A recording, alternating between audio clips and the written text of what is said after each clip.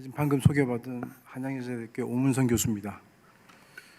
기회발전 특구와 관련해서는 지금까지 정말 숱하게 많이 제가 지방자치단체를 대상으로 해서 강의를 해왔기 때문에 제가 지금 여기 올려놓은 실은 발표 자료도 아마 미리 보신 분들도 여러 군데서 보신 분들이 있을 거로 생각됩니다. 그래서 제가 이제 여기 있는 자료를 거의 중심으로 하지는 않을 거고요. 이 자료가 실제로는 이제 기회발전 특구에 관련된 내용도 있지만 지방 균형 재정분권에 관련된 내용들이 섞여 있어서 오늘은 제가 기회발전 특구에 관련된 얘기만 하겠습니다. 제가 이제 그 타이틀로 잡은 것이 이 새 정부의 지역균형발전 철학과 기회발전 특구 이렇게 잡았는데요. 제가 이제 새 정부의 지역균형발전 철학이 어떤 것이냐? 이 철학이라고 하는 것은 하나의 큰 근간이죠. 이 철학을 하나의 어떤 줄거리로 해서 큰 맥락으로 해서 우리 이제 지역균형발전 정책이 이제 수립이 되는데, 제가 보기에는 지금까지의 지역균형발전, 국토균형발전 이런 말도 많이 썼는데요. 이런 발전 정책에 있는 기본적인 생각들이 예전에는 그냥 어찌 보면 좀 단편적이었다면 이 새 정부가 지향하고 있는 이 지역균형발전 철학은 상당 부분 이 종합적인 관점을 견지하고 있다라고 일단 말씀드릴 수 있겠습니다. 무슨 말씀이냐면 우리가 한 2005년도부터 어찌 보면 굉장히 정부에서 주도적으로 끌고 왔던 이 국가균형발전이라고 하는 것이 현재 2022년도면 한 17년 정도가 지난 시점인데요. 그럼에도 불구하고 상당 부분 해소되지 않았고 역행하고 있었다는 겁니다. 우리가 이제 지역 균형 발전이 잘 되고 있느냐에 대한 그 상태를 우리가 체크하기 위해서는 제일 먼저 볼 수 있는 것이 우리 인구가 적절하게 잘 분산되어 있느냐. 죄송합니다. 인구가 적절하게 잘 분산되어 있냐를 보면 알게 되는데, 지금 현재 우리가 한 11.8% 정도 해당하는 서울 수도권 지역에 52% 정도가 현재 인구가 밀집이 되어 있습니다. 이러한 현상은 우리가 2016년도, 2011년도 한 5년 단위로 조사를 해보면 그 정도가 계속 심해져 왔습니다. 그렇다면 이 사람이 모인다고 하는 것은 거기에 대한 당연히 이유가 있습니다. 그것이 일자리가 되었든 교육기관이 되었든 하여튼 여러 가지 어떤 이유 때문에 정주 요건이 상당히 인프라가 좋든 이런 어떤 여러 가지 여건 때문에 사람들이 모이게 되는 것이죠. 그래서 이런 부분들에 대해서 지금까지는 그냥 어떤 특구를 만들어서 산업단지를 조성하고 어떤 기업을 내려보내고 공기업도 내려보내고 하는 이런 것들을 상당 부분 우리가 지금 진행을 해왔던 건 사실이지만 이 부분에 대해서 우리가 효과를 많이 못 얻었다고 하는 것도 사실입니다. 그래서 새 정부는 여기에 대해서 어떻게 하면 사람들을 좀 모이게 할까? 다시 말하면 인구 소멸 지역이라고 하는 인구가 소멸된 지역에서 인구가 자꾸 빠져나가는 걸 막을까 하는 것들을 우리가 착안을 한 겁니다. 여기에 크게 보면 세 가지 요건을 저희 생각하고 있는데요. 첫째가 조세 인센티브, 텍스 인센티브를 주는 것이고, 두 번째가 지금 교육 특구를 말씀하셨지만 이 교육 시스템에 대해서 그 지역의 교육 시스템을 개선하겠다는 뜻이고, 세 번째가 우리가 규제를 풀어주겠다고 하는 겁니다. 이 세 번째에 가서 규제개혁이라고 하는 것을 보면 정말 규제개혁은 지금까지 어느 정부 들어서도 규제개혁이라고 하는 말을 안 해본 적이 없고 규제개혁에 대해서 우리 할 만큼 했다라는 생각을 또 하고 있는데요. 실제 이 규제개혁은 제가 이제 그런 생각을 많이 해보는데, 제가 만약에 어떤 사업을 하게 되면 저도 사업을 하게 되면 어떻게 이걸 사업체를 열고 거기에 관련된 어떤 규정들을 제가 나름대로 활용하고 하는 것들을 생각할 텐데, 사업을 하는 분들이 내가 이걸 하려고 그러면 이거 너무 풀어야 될 과제들이 많아가지고 이거 그냥 접어야 되겠다 이렇게 생각하는 사업하는 분들도 많다는 거죠. 그래서 이 규제개혁의 문제도 지금까지 규제를 많이 풀어줬다고 정부는 생각하고 있어요. 하지만 이 규제라고 하는 것이 밑에서 바라는 규제를 풀어줘야 된다는 거예요. 밑에서 바라는 규제. 지금까지 규제 샌드박스에서 우리 규제 201가지를 미리 정해놓고 메뉴판을 정해놓고 이 중에서 필요한 규제 한번 풀어줄게 정해봐 하는 것이 아니고 실제로 거기서 기업을 하는, 거기서 사업을 하는 사람들이 자기네들이 필요로 하는 규제, 이거 좀 풀어주세요 하는 그 규제를 풀어줘야 된다고 하는 것이 기본적인 생각입니다. 정말은 이게 여러분들 비슷한데 하는지 모르지만 이 생각 자체가 완전히 발상의 전환이 이루어지는 것이죠. 지금까지는 탑다운식이었다면 밑에서 바텀업으로 밑에서부터 올라오는 모든 생각들을 모으겠다는 겁니다. 그래서 지금 잘 쓰고 있는 용어로 지방정부가 주도한다라는 말을 씁니다. 지방정부가 주도한다. 지금까지는 중앙정부가 주도했어요. 특구를 하더라도 중앙정부가 주도했고 중앙정부가 할당했고 중앙정부가 알아서 끌고 나갔습니다. 그런데 이 부분에 대해서 지방정부가 주도한다라고 하는 것이 굉장히 큰 어떤 컨셉의 변화이고 이것이 새 정부가, 윤석열 정부가 바라는, 지향하는 이 철학이라고 할 수 있습니다.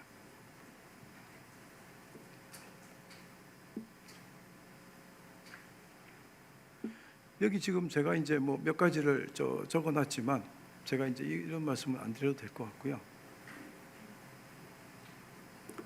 기회발전 특구라는 그 용어가 최근에 입법 예고되면서 2조의 용어의 정의에 들어가고 기회발전 특구에 대한 지정과 해제에 대한 조항이 23조에 들어가 있습니다. 그래서 일단은 이 기회발전 특구가 어떻게든 현재 시작이 되는 것은 분명한데 저는 이제 미리 말씀드리면 이 기회발전 특구라고 하는 것이 그 2조의 용어의 정의가 들어가고 23조의 지정과 해제 정도가 들어가서 이것이 잘 될까라는 생각을 좀 해봅니다. 다시 말하면 기회발전 특구 그 자체가 특별법으로서의 어떤 그 추진력 있는 나름대로의 어떤 그 밀어주는 부분이 있지 않으면 상당 부분 쉽지 않을 것이다. 왜냐하면 지금까지 우리가 여러 가지 어떤 정책을 써봤지만 그 정책에 대한 어떤 그 문제는 방향성의 문제도 있지만 강도의 문제가 있습니다. 강도. 이 강도라고 하는 것이 굉장히 강하지 않으면 실제 정책의 효과가 없을 수가 있는데요. 제가 이제 말씀을 드리면 첫 번째 제가 말씀드렸던 게 텍스 인센티브인데요. 제가 실은 텍스를 전공하고 있는 학자이긴 하지만 조세라고 하는 것이 모든 것을 다 좌지우지할 수 있는 것이 아닙니다. 텍스는 어찌 보면 하나의 밑반찬을 깔아주는 정도, 환경을 조성하는 정도의 역할을 한다. 우리가 지금 그 조세가 부동산 가액을 내리고 올리고 어떻게 하는 그런 부분들, 부동산에 있어서 여러 가지 문제점들을 해결하지 못한다는 것은 우리가 시장에서 익히 보아왔습니다. 우리나라의 양도소득세법이 정말 복잡하거든요. 정말 복잡한데 그 복잡하게 된 동기가 뭐냐면 이것을 가지고 시장을 좌지우지하려다 보니까 그때그때마다 미봉책으로 땜질을 해가지고 정말 복잡하고도 이해하기 힘든 양도소득세를 만들어 놓은 상태입니다.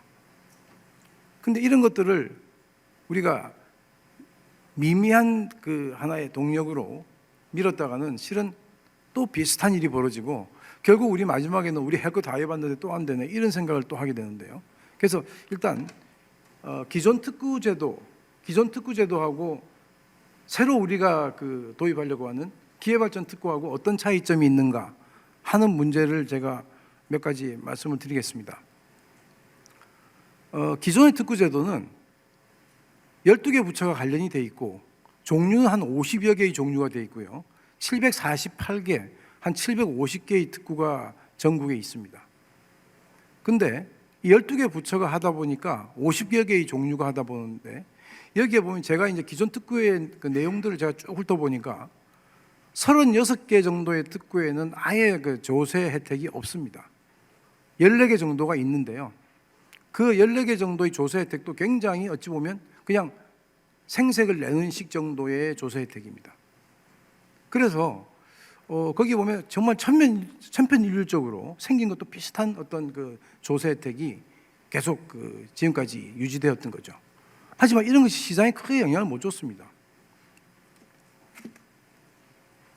이게 지금 현재 기존에 있는 특구의 그 종류들입니다. 국토교통부가 11개를 가지고 있고 산업통상자원부 9개 뭐 이런 식으로 돼 있죠. 근데 이게 얼마나 또 지금까지 크게 이게 관리가 되고 있지 않느냐 하면 정말은 각각의 관계부처가 자기들이 관리하고 있는 특구에 대한 종류나 특구에 대한 내용을 정확히 파악하지 못하고 있는 경우가 굉장히 많고요. 최근에도 보면 이렇게 모여진 집합된 자료들이 실제로 없습니다. 제가 그 자료를 모았던 것을 보내주고 했는데요. 그래서 이게 지금 말은 그게 이제 각각 뭐 인수인계 하는 과정에서 잘 인수인계가 안 되었다라고 말을 하지만 저는 참 이해하기 힘든, 다시 말하면 지금까지의 특구라고 하는 것이 명목은 유지했지만 상당 부분 방치되고 있었다라는 생각을 하고요. 여기에 기존 특구제도에 대한 현황에 대해서 보는데, 기존 특구제도들은 여기 보시는 대로 어떤 그 산업에 대한 육성, 지역 균형 발전이라고 하는 목적, 중간 목적을 가지고 있는 거죠.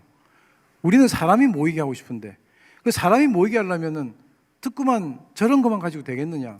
실은 우리가 기존 특구를 살펴보면 정주 요건이라고 하는 용어가 두 군데선가 나옵니다. 나오기는. 구체적인 말은 없지만 정주 요건 개선해야 되겠다라는 그런 생각들을 가지고 있는 특구들이 있습니다. 하지만 거기에 대한 구체적인 그 내용은 없죠. 앞에서 우리 이교 교수님께서 교육에 대한 말씀을 하셨는데요. 정말 교육에 대한 내용은 정주 요건 중에 최고의 가치를 가지고 있다고 생각합니다. 아까도 말씀하셨지만 울산에 아버지 어머니가 가서 일을 하고 있더라도 그 울산에 만약에 교육 여건이 좋지 않으면 자식까지는 데리고 내려가지 않는다는 거예요. 자식까지 내려가야 실제로는 그 하나의 패밀리가 거기서 구성이 되는데 전부 기러기 아빠 뭐 하여튼 이렇게 하고 있는 거죠.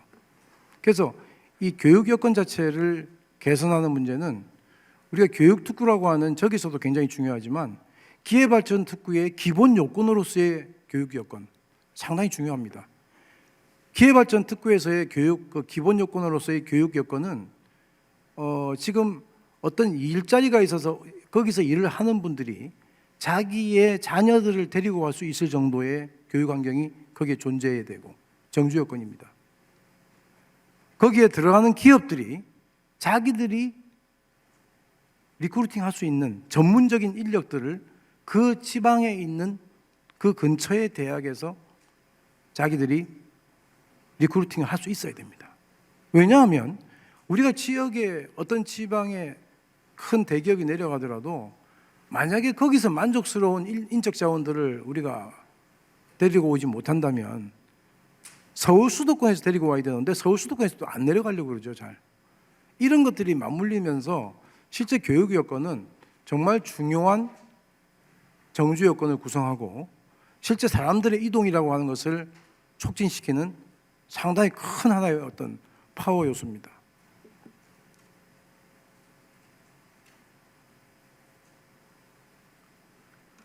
제가 이제 이런 그 기회발전 특구에 대한 강의를 하면서 이제 그런 그 질문을 많이 받습니다. 어떤 질문이냐면 미국의 기회지역, opportunity zone하고 우리하고 많이 다르냐? 많이 다른 정도가 아니라 완전히 다릅니다. 지금 비슷한 것이 거의 없는 정도. 비슷한 것이 없다는 것은 지금 뭐 비슷하다면 미국의 그 OG라고 하는 데서는 캐피탈 게인 텍스를 가지고 텍스 인센티브를 준다면 우리나라에서 생각하는 그 캐피탈 게인 텍스는 개인에 있어서는 양도소득세고 법인에 있어서는 부동산을 양도함으로써 생기는 법인세를 얘기하는데 그 부분에 대한 얘기는 조금 비슷하지만 다른 부분들은 전혀 다르다. 왜? 그건 텍스 인센티브에 대한 얘기만 하고 있지 교육 시스템이나 규제를 풀어준다는 얘기도 없고요. 여기에 대해서 우리가 탑다운이나 바텀업이라고 하는 이런 어떤 개념에 대한 차이 이 부분도 없고요. 또 지금 제가 말씀드리려고 하는 기회발전 특구라고 하는 것이 정말은 우리가 한 번도 경험해 보지 못한 텍스 시스템에 대해서 한번 도입을 해서 정말 여기서 잘 되면 우리가 전 국민을 설득할 수 있는 정도의 파격적인 텍스 시스템을 들여올 수 있다라고 하는 것, 이게 상당히 중요한 하나의 그 우리 기회발전 특구의 역할인데요. 이게 어떤 말씀이냐면, 자 법인세를 낮춘다든지 법인세의 단계를 이렇게 줄인다든지 상속증여세를 폐지한다든지 하는 이런 문제들은 정말은 일반적으로 바람직하다고 생각하는 그런 어떤 현상들, 그런 사항들입니다. 우리나라에서 현재 법인세율을 낮춘다거나 법인세율 단계를 줄이면 부자 감세라고 정치적으로 상당히 많이 이용을 하는데요. 실제 법인세 같은 경우는 부자 감세하고는 전혀 관련이 없고 이 법인 같은 경우는 부자와 가난한 자를 구분하는 자체가 잘못되어 있는 개념이죠. 그래서 지금까지는 OECD 국가들의 대부분의 국가가, 정말 대부분의 국가라고 말씀드릴 수 있는 것이 거의 90% 정도의 국가들이 한 단계의 세율을 들고 있어요. 법인세가.